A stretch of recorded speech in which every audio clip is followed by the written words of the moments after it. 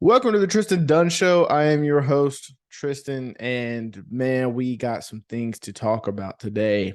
If I can figure out how to minimize my freaking screen here, I don't know. I wanted to, it's not working. Oh well. So we did really good. So, all right, the show is going to be a little more ad libbed today because I got some shit to say about these motherfuckers right here. All right, so heading into this week, we were 22, and 1. We are now, I'm sorry, I had to make sure the mic was on. We are now 33, 26, and 1. We are back on track. We are where I want to be. Obviously, I wish it was better, but the first 2 weeks were abysmal. I was managing like 6 wins. I was trying to get too cute. Got back to the basics. I'm gonna tell you something. From a sports betting and just let's just say you're participating in a work pick'em or a pool or something. Go with your gut, man. I tested that theory yesterday with betting, and your gut is right more times than it is wrong, especially if you know the sport as well as I know football and how the NFL works. That's like last night. I was all over the Chiefs. I've been all over the Chiefs since the middle of the week. I have constantly said that the Buccaneers are overrated. They are not good. They are not good this year. The only reason I was telling somebody this yesterday, the only reason they're going to make the playoffs is because the NFC South sucks. The Falcons suck. Although they did win yesterday, but it was against the Browns. The Panthers, they're abysmal. We'll get to that later. And then the Saints they're trash. I mean, but hell, they look better with Andy Dalton at quarterback than Jameis Winston. But that's the only reason they're going to make the playoffs. The Buccaneers are going to have a first round exit when they make the playoffs. So it doesn't matter who they play, they're going to lose. They are not a good football team. So I was all over the Chiefs. I knew the Chiefs were going to win that game. Donnie's buying me a jersey because of it. Love that. We're going to get ourselves a Patrick Mahomes jersey. I'm probably not going to wear it on this show, but I'm definitely going to wear it on the other show. So let's run down real quick. Bengals took care of business Thursday night football. So Bengals took care of business Thursday night football. Then we had the Vikings taking on the Saints in London. We barely scraped by on that one. We were a double doinker away from losing that one. But Will Lutz, he's got a leg, man. He hit almost 2 from 60 plus and really should have probably hit the second one, but he doinked it twice off the freaking upright. That was crazy. So it was always the Vikings, though. It was always the Vikings. It was never in doubt. Buffalo got back on track like I expected. It was a little dicey there at first, but I thought the Ravens were just going to smash them, but no, not so fast. Josh Allen is still that guy. He proved he is still that guy. There was no way Buffalo's losing 2 in a row. Giants. The ending of that game was crazy. I don't know if you guys watched it, but I didn't. I saw the play. They ran like a 40. The Bears ran like a 45-second, just constant lateral play. It was nuts. But Giants ended up winning that one. Unfortunately, I switched up on us. We were sitting at going into Monday Night Football. We're sitting at 11-4. We could be sitting at 12-3. I switched up on the Browns game. On the show, I had the Falcons.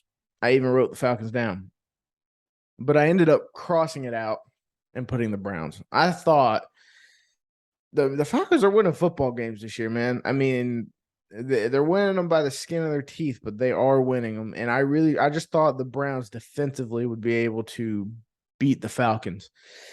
I was wrong. So we got that one wrong. I switched it to the Browns. We lost. I lost that one in the pool too. See, that's what I'm telling you. Go with your gut. My first instinct was the Falcons. Don't question yourself. Titans. I don't know that we talked about that one on the show. I seem to have missed that one because I didn't have it wrote down. I wrote it down on the side. I went Titans, though. Titans to beat the Colts at home. I also bet the 3.5 on that. They covered it with ease. Eagles beat the Jags. I thought, see, this was another one. I thought the Jags, I thought they were going to pull it off, but they could not quit turning the ball over. Trevor Lawrence just, man, that guy's got a turnover bug in the NFL. I don't know what it is, but he had like 5 yesterday. So, Chargers versus Texans. Chargers took care of business. I will say, though, the Texans are like the Lions. They're just hanging with teams this year. Imagine, this is talking about the Lions, putting up 45 points this week and lost. They lost. So back to the Chargers. We won that one. Steelers. We got that one wrong. Zach Wilson, man. I told y'all, I think I said it on this show. Zach Wilson coming back to the Jets changes my outlook going forward on the Jets. I think it makes them more competitive. Zach Wilson, I think, is going to be a good player. Lions, we got that one wrong. Imagine the team you picked to win scores 45 points and loses. Man, that was a shootout game. Geno came to play. Seahawks put up 48, and the Lions put up 45. That game was crazy. So we got that one wrong. Dallas, Cooper freaking Rush, man. I have a side bet with Grizzly in the Discord. He's an Eagles fan.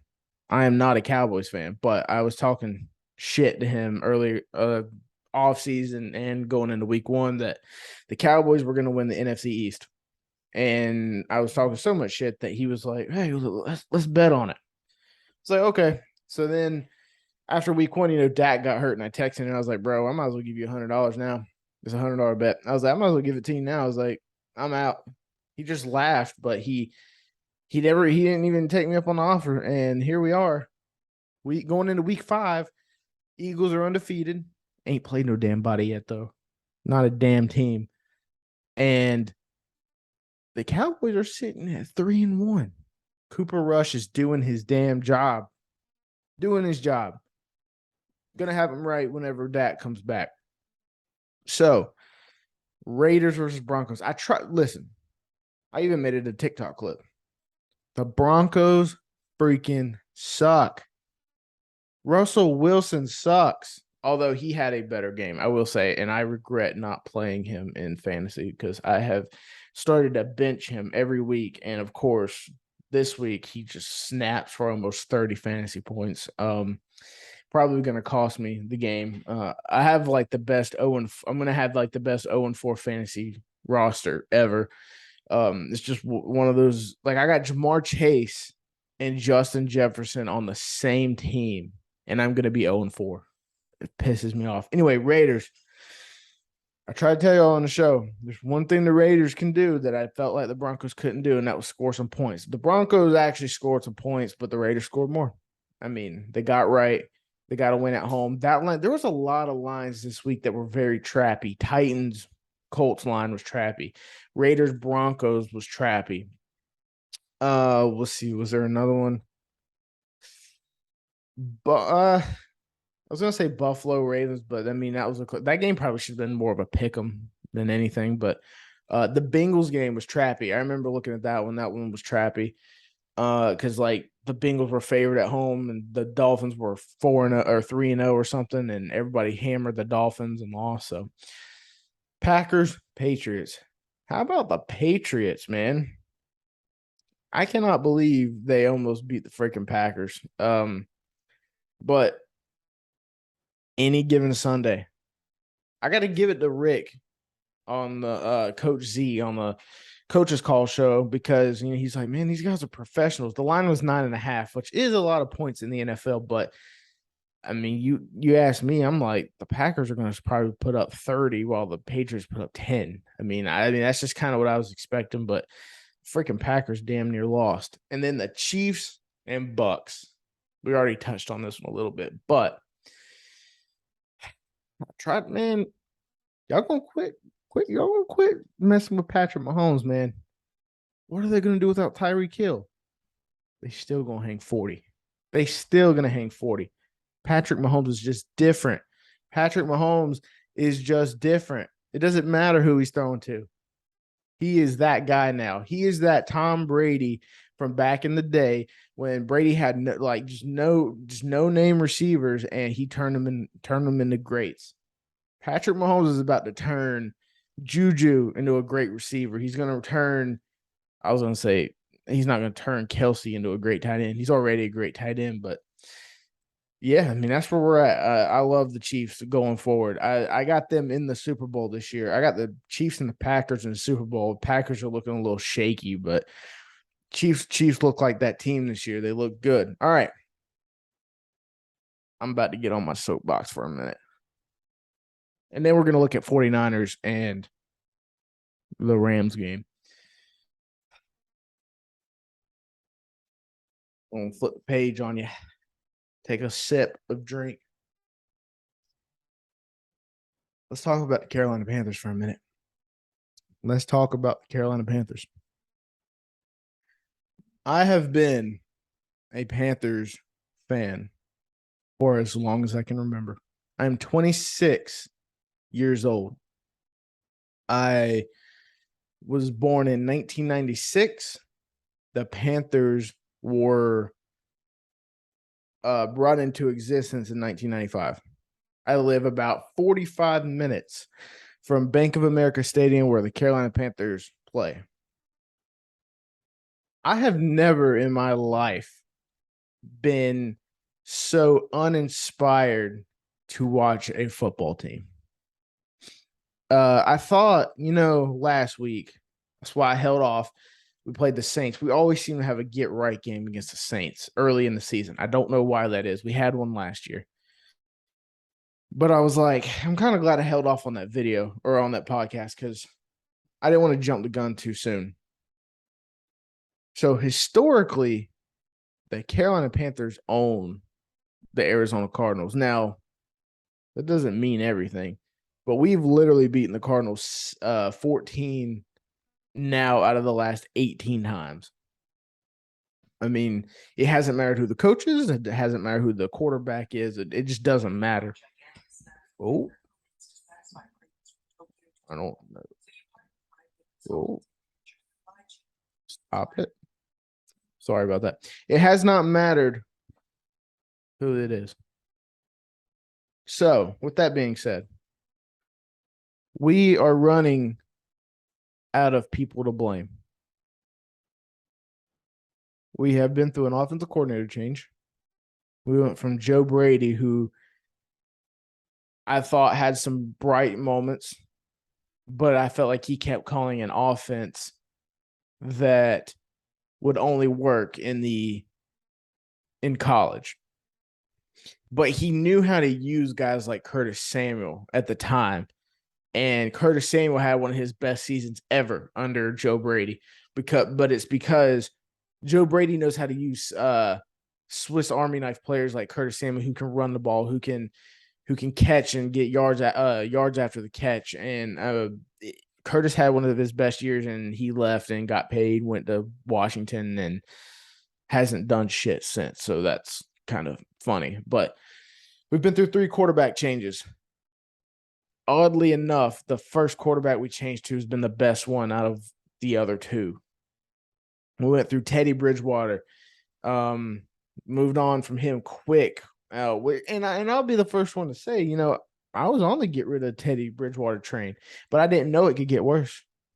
I didn't know we were gonna go from, we were harping on Teddy because he couldn't win close games.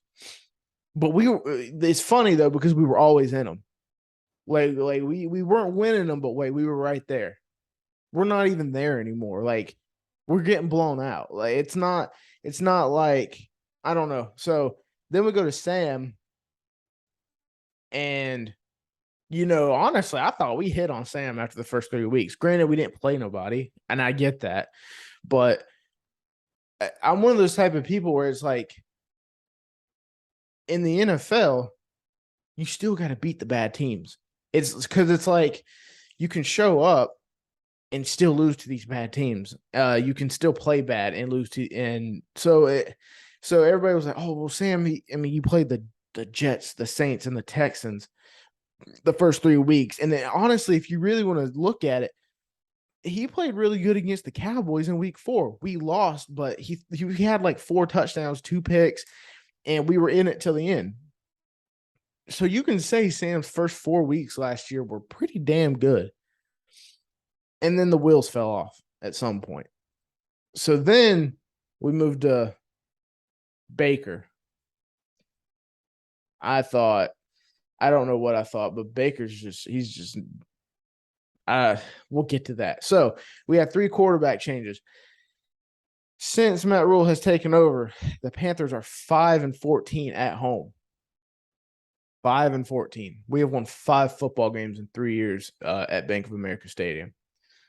We are 1-26 when the opponent scores at least 17 points or more, including 24 of those losses in a row have been when the opponent scores 17 or more points. This is the NFL, by the way, where teams regularly score 21, 24, 28, 31, 35. Yeah, it's an offensive league, and we lose 98% of the time that the opponent scores 17 points under Matt Rhule. So now we're running out of people to blame. We've gone through the coordinators, other than Phil Snow, which I love Phil Snow. I think he's one of the better defensive coordinators we've had in history. I think he's done a lot with a little, and he gets this defense to play inspired football, but it only matters so damn much when your offense can barely get past midfield. And it's really just that simple. Your defense gets tired at some point. The defense played phenomenal through 3 quarters yesterday. But at some point, your offense has to score too. Your offense has got to score, and they're not. If I have to watch another batted pass from Baker Mayfield, I'm going to lose my fucking mind. I mean, that man can barely get the ball over the freaking – I mean, I don't get it. Like, the first 2 games, like, he had a lot of batted passes, but then yesterday was like every other one. He was just getting batted down, and the Cardinals were batting him up into the air, and they picked him off. I don't know. So, like, now I'm looking at Ben McAdoo, whose play calling has been absolutely atrocious. It's like he does not know how to scheme for our weapons. I'm thinking we have an owner problem because, when Tepper bought the team, so I'm trying not to stutter on my words. So when we had Jerry Richardson was a very uninvolved owner. He did not I don't know, like, he'd go to the games, but it's like you never heard a lot from Jerry. He owned the team. He let the football guys do football things. And I mean, we went to 2 Super Bowls. We had a few playoff runs. We had some of the best teams ever under Jerry Richardson. And I mean, I don't know that that's to Jerry's credit. I'm just saying it's like I don't know. But looking at David Tepper, when he bought the team under, I guess what I'm trying to say is the team under Jerry Richardson it was either up or down. Like it was never, or we were just kind of in the middle. We were mediocre. Like we would be really good some years, and then there'd be years when we were really bad. We've just been bad under David Tepper. It hasn't been, oh, we got some hope this year. Oh, like we're gonna make a run this year. I haven't had that feeling not one time yet with David Tepper as the owner. And it's funny because when he bought the team, he was like, I'm not gonna settle for mediocrity, because he come from like a partial minority owner of the Steelers and the Steelers culture. He wanted to bring a winning culture to Carolina. Where's that at? Because I don't see it. I haven't seen it in the 4 or 5 years he's on the team. I haven't seen it not one time. You hire your freaking college coach for an absurd amount of money for an absurd amount of years. Who in his college success wasn't even anything to write home about. Oh, he turns college programs around. Okay, this is the NFL. We're going to do a rebuild, but in your 3 years as a head coach, you don't draft a quarterback or rebuild. You're going to trade for your franchise quarterback 3 different times. Okay. I guess what I'm trying to say is I've seen enough. And it's when we were in the off season, I told myself, I was like, I'm going to give Matt Rhule I'm going to give this is because all of last year I was on the fire Matt Rhule train. I was like, get him out. He sucks. But because the first year I gave him some slack. It was the COVID year. Everything was weird. New team, new head coach. A lot of things were new that year. And then COVID hit on top of it. We went like 5-11, and I was just like, it just kind of is what it is. Like, it didn't bother me that bad. But then last year happened. It was just the same shit. The team sucked. And then this year, and then going into this offseason, I was like, man, I'm gonna give him some chance. Because talent-wise, if you look at this roster, it's a good football team. It really is. Like, there's like the team is not bad, but they are awfully coached. There isn't like I don't know. I think it's just time. It's time to move on. It's time to move on from Matt Rhule. Bring in somebody that knows what the fuck they're doing, and get rid of McAdoo because he sucks ass. I don't know whose idea it was to hire him. Probably Matt Rhule's, if I had to guess. The only good thing Matt Rhule's done is hire Phil Snow. Honestly, he hasn't done anything else. I don't know, boys. It's a sad, sad time to be a Panthers fan. But the messed up part about it for me is I'm still going to wear their stuff. I'm still going to watch them every Sunday. Win or lose, I'm going to watch them. But one thing I'm not going to do, I'm not going to keep defending them. I'm not going to pay money to go to the games. I almost went to the Cardinals game yesterday. The tickets were cheap. Cheapest I've seen them in a very, very, very long time. I could sit down in the bottom bowl. I could buy 2 tickets to sit in the bottom bowl of a Panthers game for less than $180. That is ridiculously cheap. Ridiculously cheap. And so I won't be going to a game probably this year at all, unless just the tickets drop so low where it's like, hey, I have nothing to do today.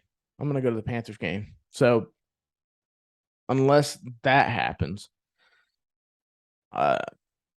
yeah. So I'm going to get off my soapbox now. I'm sitting here looking at the box score for the Panthers Cardinals game. Freaking Baker had a 7.4 QBR yesterday. I mean, my God. At what point? I don't know.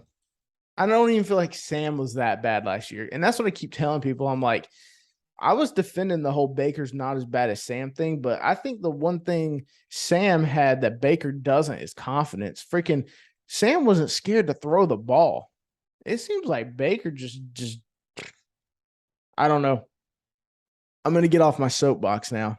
Let's talk about I told you I was going to be real ad-lib today. Let's talk about the 49ers Rams game real quick. So I got the 49ers winning. I was looking at let's look at it from a betting perspective. So right now, one of the things I like to do. Oh, hold on, let me pull it up. So right now, I like to pull up the lines, see where we're sitting at, and then I like to see where the money's at. So when I say I like to see where the money's at, the thing with Vegas now, it has to be tracked. There's no more secrets. It's not secretive anymore. You get to see how much money is getting put on each team. And you get to also see how much betting percentage, of course, okay, you have 100% money, how many of those percentage of bets are getting put on one side or the other? So one might ask, why is that important? So when the percentage of bets is very low, but the percentage of money is very high, that means people that are what we call sharps, or people with a lot of money that have access to probably more information than I do, are betting that side. I like to bet with those guys because they're probably right more than they are wrong. They have information that I don't have, and I'm not going to sit here and try to be smarter than those dudes.